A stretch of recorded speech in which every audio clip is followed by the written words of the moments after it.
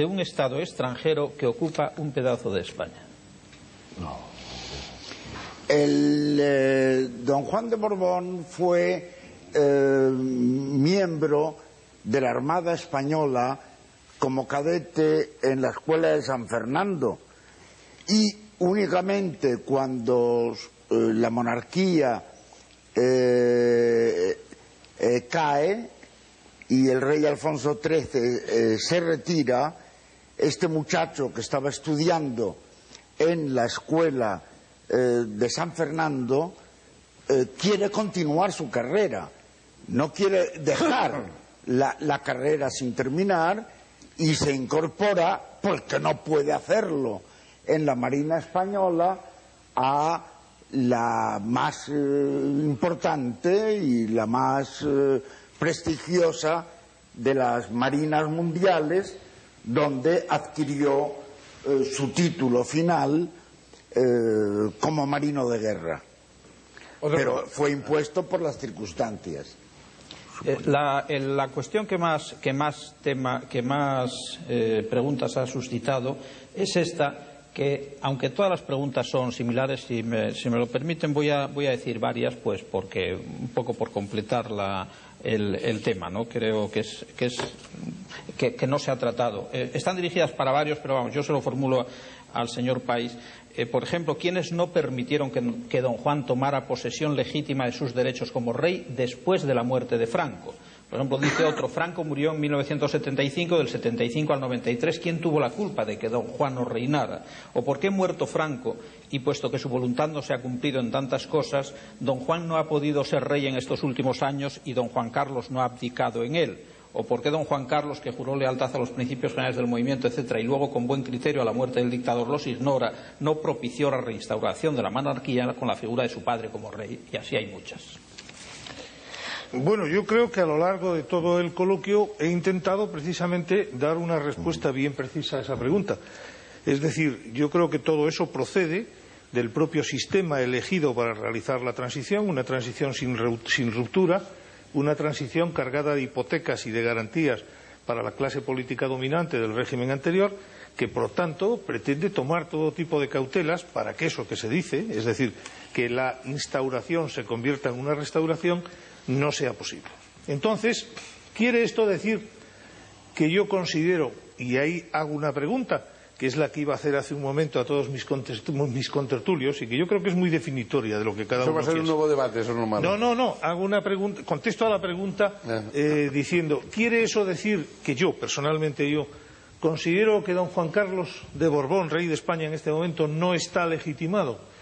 Bueno, pues yo considero que deberíamos hablar de dos legitimaciones, es decir, una legitimación propiamente jurídica, que creo que de alguna manera se ha compuesto un poquito a través de la aprobación de la Constitución Española de 1978, aunque reconozco que tiene la grave objeción que ha hecho Antonio García Trevijano de que no es refrendataria, sino que está puesta como un inciso más dentro de la Constitución, si bien un inciso de una importancia primordial, puesto que está en el artículo primero y es un tema que realmente, incluso en la propaganda de aprobar o no aprobar la Constitución, el pueblo español en el referéndum, pues tuvo una importancia y un peso específico.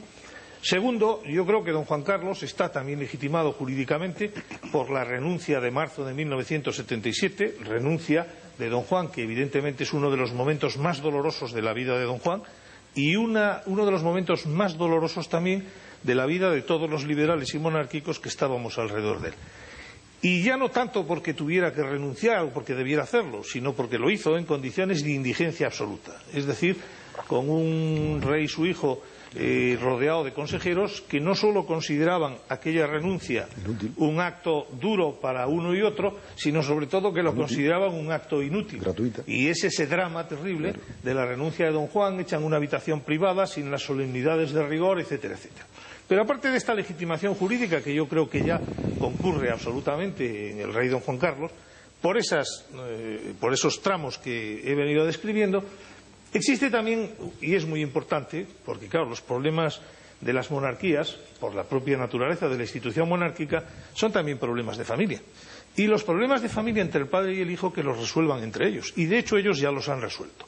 Entonces a mí me parece que, aparte de la legitimación jurídica, Existe también algo que el pueblo español, que tiene siempre un juicio ético y una conciencia crítica sobre los temas, ¿seguro? Se plantea. ¿Seguro? No, yo creo que sí, vamos. Pero hombre, con la corrupción que hay en España, en Italia reaccionan y aquí no. Pues por eso la gente piensa que hay corrupción o no. Pero déjame terminar. Bueno, sí, pero es que lo de juicio... Eso desvía el tema.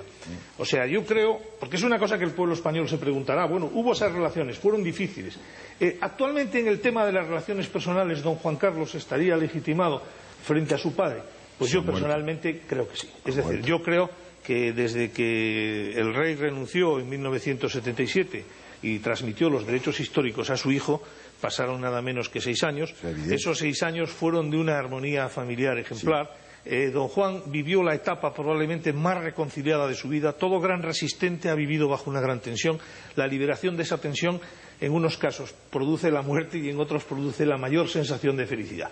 Y entonces ahí afloró el don Juan simpático, el don Juan entrañable, el don Juan humano, ese gran decidor que era, ese gran compañero, ese gran contertulio, que se integró plenamente en la vida española, quizá con la pasión del que ha vivido el amor desde lejos. Él ha vivido un inmenso amor a España y de repente se encontró en el medio de la clase madrileña, de intelectuales, artistas, políticos, etc. Entonces don Juan vivió reconciliado con la vida, vivió reconciliado con su familia y don Juan Carlos realmente le ha rendido al final de su vida el homenaje que correspondía al sacrificio que habían tenido. Hay que partir del hecho de que don Juan Carlos es como yo un miembro de la generación perdida, de una generación española que nacimos en la guerra o inmediatamente después de la guerra y que ya sé que en esto voy a ser objetado.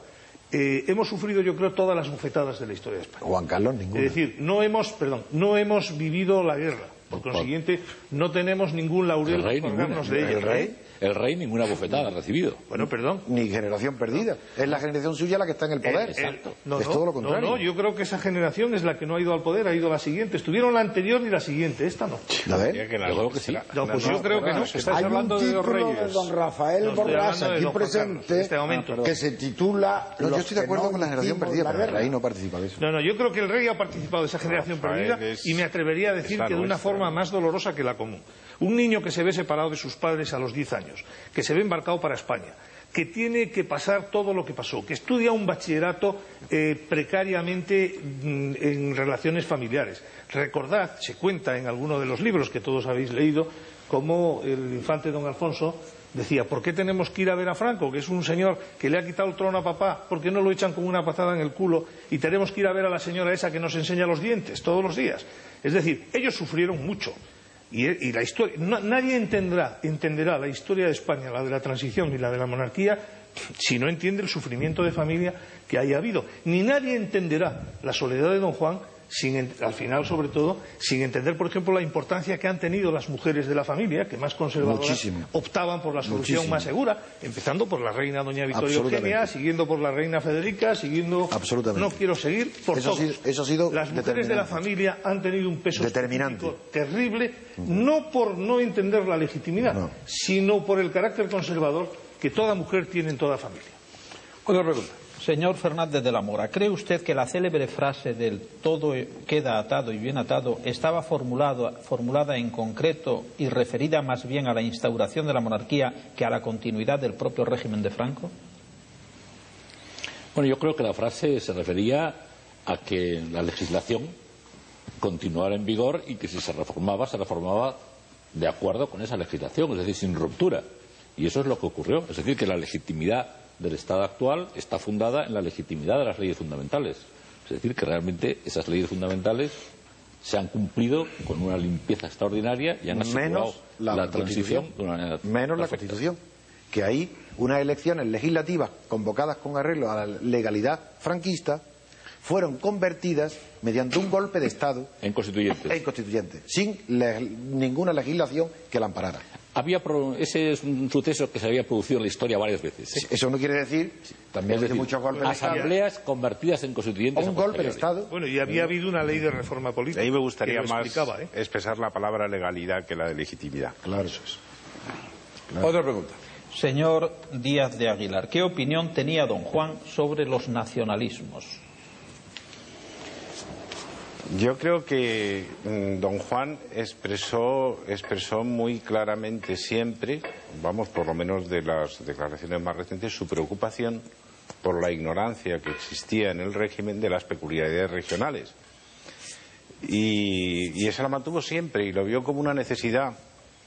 Él, las veces que hablábamos siempre, a veces me informaba él antes a mí de lo que había en Canarias, o hablábamos, por ejemplo, de Cubillo, o hablábamos de esas posibilidades, pero él era plenamente consciente de la diferenciación regional, pero también es necesario decir que, como lo mantuvo hasta el final, para él era una preocupación la unidad de España. Adelante. También hay varias preguntas sobre la cuestión del juramento de los principios fundamentales. Ahí está para el señor Luca de Tena, donde un espectador dice que ha dicho el señor Luca de Tena que don Juan no accedió al reinado de España por dignidad de la corona al no querer jurar los principios fundamentales del movimiento nacional.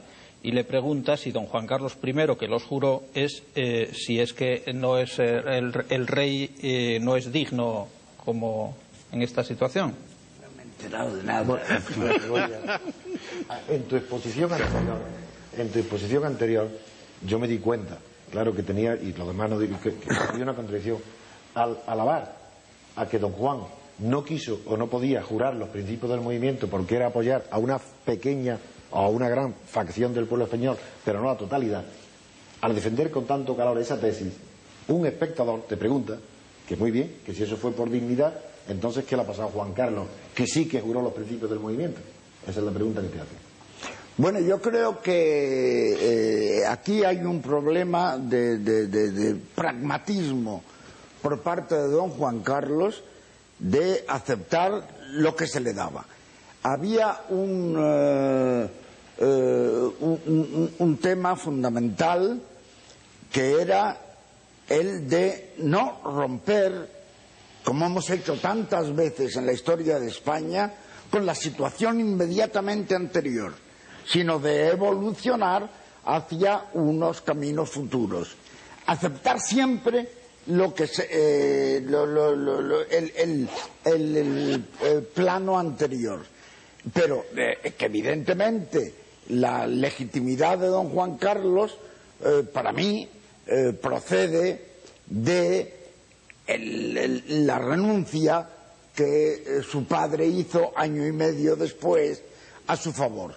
Quiero explicar que yo era en aquel momento, cuando se votó el nombramiento de don Juan Carlos como príncipe, yo era procurador en Cortes y fui uno de los 2 o 3 procuradores en Cortes que votó que no, con harto dolor de mi corazón, porque yo apreciaba muchísimo Fueron casi 20, a don Juan Carlos, 20. conocía cuáles eran sus cualidades excepcionales, pero sin embargo voté no, porque creía que la legitimidad estaba en su padre y que no se podía convertir en el futuro la monarquía española en la monarquía de Bamba y Teudicelo, es decir, en una monarquía electiva, sino que la república es un sistema perfectamente legítimo, la monarquía es otro sistema perfectamente legítimo, pero que no se puede hacer una monarquía electiva, porque eso ya se llama república. Siendo yo, como era monárquico, voté a favor de la legitimidad de su padre, con harto dolor de mi corazón, porque conocía las grandes virtudes que tenía el entonces príncipe y ahora rey de España, cuya legitimidad considero que la adquirió el día en que su padre, el conde de Barcelona, abdicó sus derechos en su favor. Adelante. Señor País, si el hecho de que el propio don Juan se ofreciera a luchar al lado de Franco no se puede considerar franquista, ¿lo podemos considerar demócrata? Pues yo pienso que sí, que se le puede considerar demócrata, y vuelvo a decir, no aislar los hechos y las conductas del contexto en que se produce. Antes se ha hablado del arranque de la legitimidad republicana. Todos, está al alcance de cualquiera, sabemos que en unas elecciones municipales 22.000 concejales monárquicos, si bien de las zonas rurales españolas, fueron desplazados por 5.800 concejales republicanos, lo que dio lugar al advenimiento de la República. Posteriormente cae la República y entonces empieza la guerra civil, vamos, como consecuencia del mismo hecho.